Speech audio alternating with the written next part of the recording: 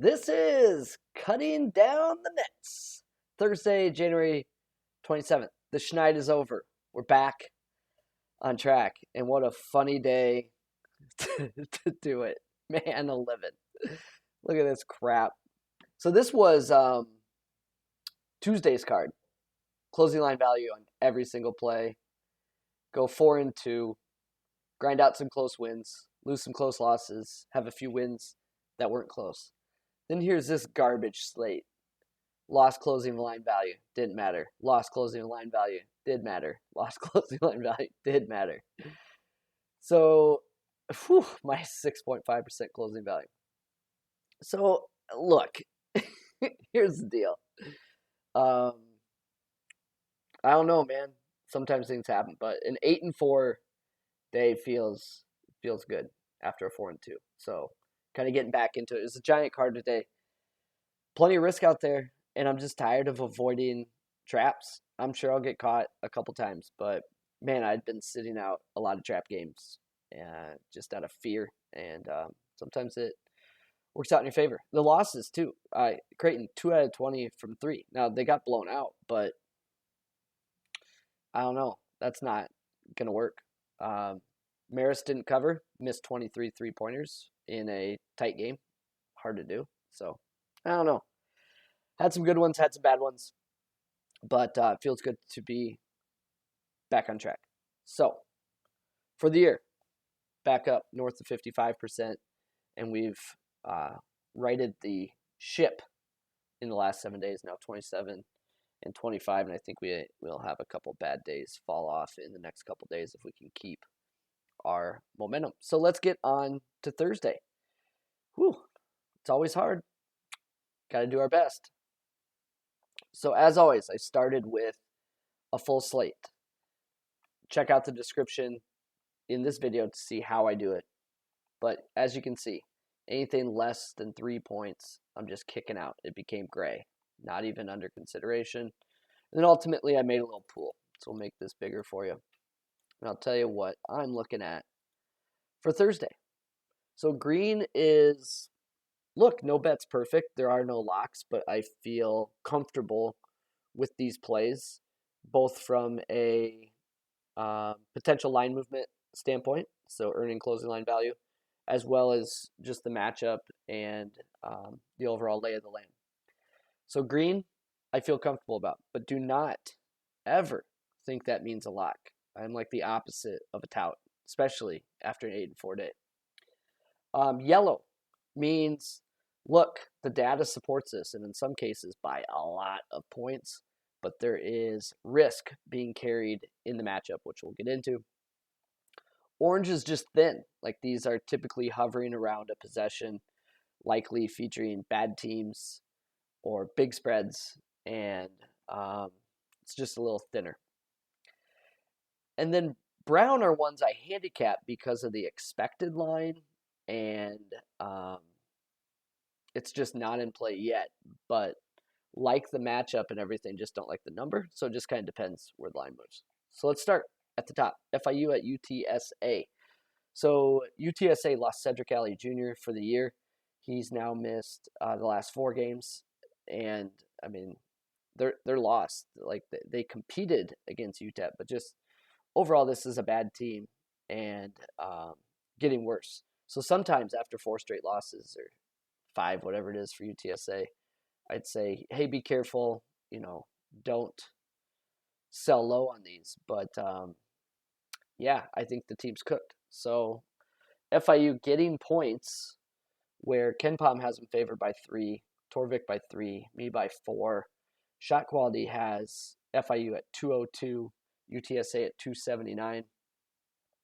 Fire the cannons. I don't know. I don't see anything wrong with the play. Hope it works out. No guarantees. Pacific travels to Portland. I have Portland by 8.5 roughly. Torvik 7.5. KenPom 4. And this line sits at 2.5. Now shot quality gives a slight edge to Pacific. And Pacific is in a buy low spot off 6 straight L's. Matchup wise, nothing stands out, which is good, because when it's an efficiency play, I'm looking for things that stand out that are, kind of scary. that would steer me away from it, and I'm not seeing anything. Pacific's field goal defense is awful. Not sure if Portland can take advantage or not, but I like the short favorite. Really, the only concern here is situation, and it matters. Should be a highly motivated Pacific team looking to get back on track.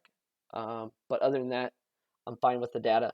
I'm fine with the shot quality. I'm fine with the matchup. Into the yellows. These are games that show as plays, but make me pause a little bit. So Loyola Chicago, Southern Illinois. These teams just played. So one, I just hate that. I don't like that. I think it can present major edges to good coaches. So Loyola Chicago, 24th in shot quality. SIU is 139.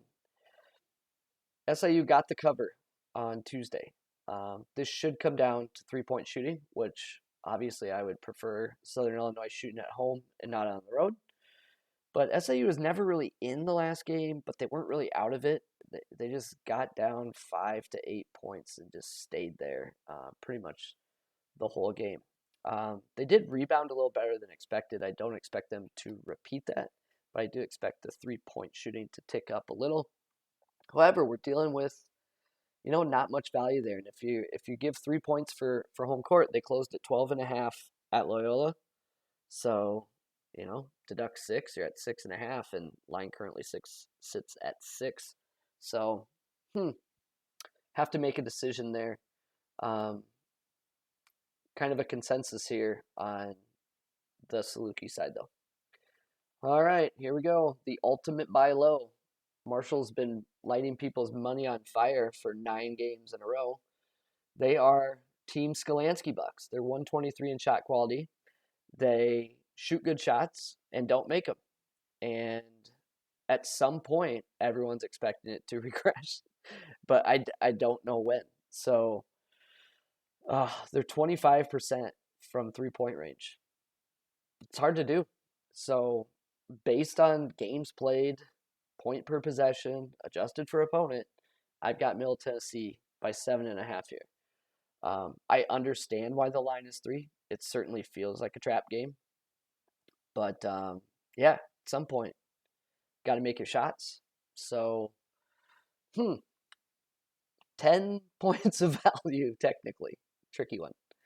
All right, next up, similar situation or spot. Georgia State at the Cajuns. Georgia State 110 in shot quality. Louisiana 194.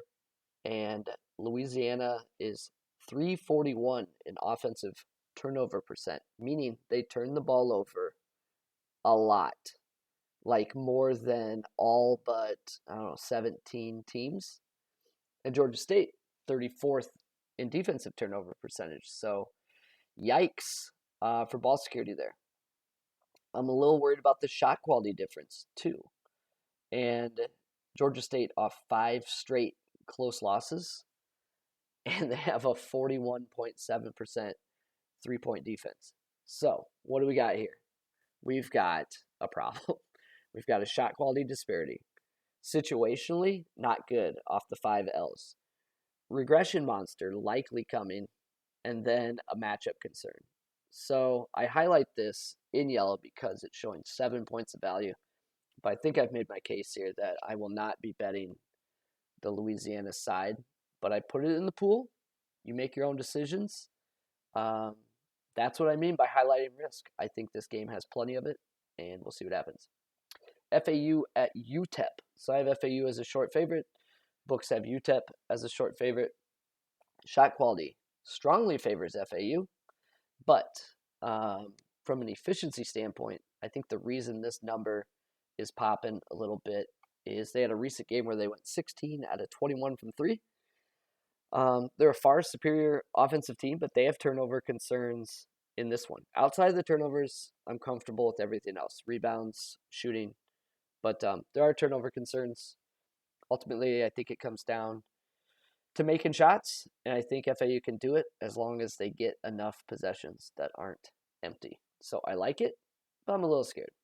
And with KenPom being at 2, I don't know. It's like you either jump in now, or I think the value is going to be sucked out. Similar to our first two yellow games, Northeastern goes to UNC Wilmington. Northeastern 270 in shot quality, Wilmington 219. Northeastern is the Marshall of this conference. UNC Wilmington looks like a different team since mid-December. So does Northeastern, and those are complete opposites. This is why my model shows it as a play.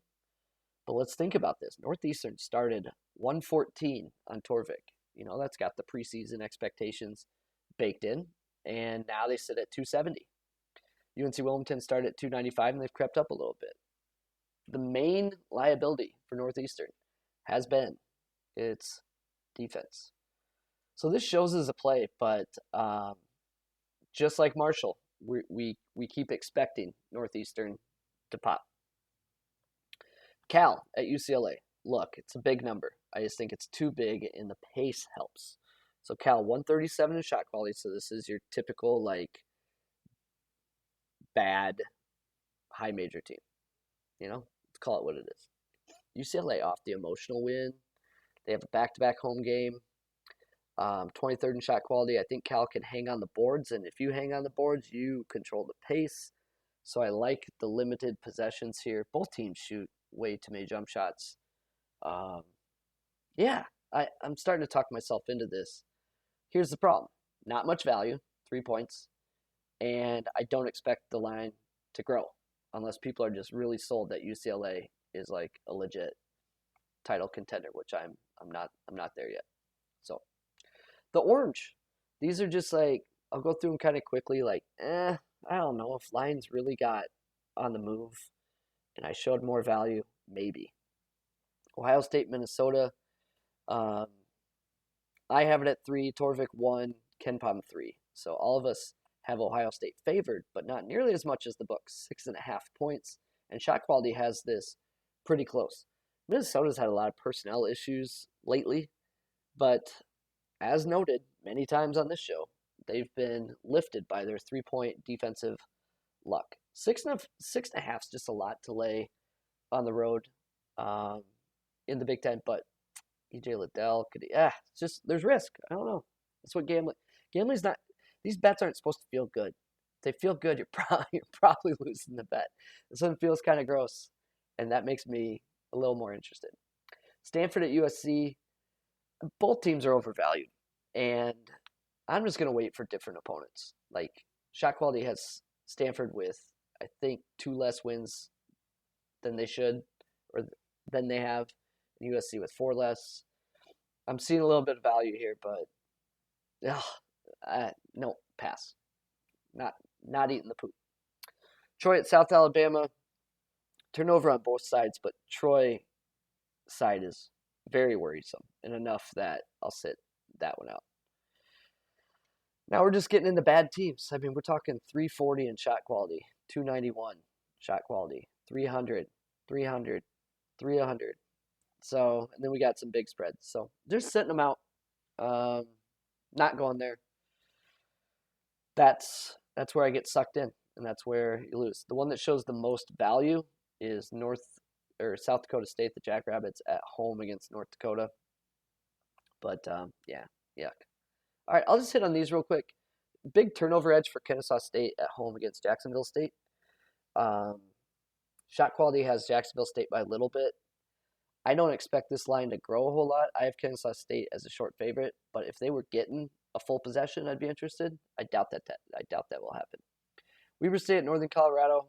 I don't know.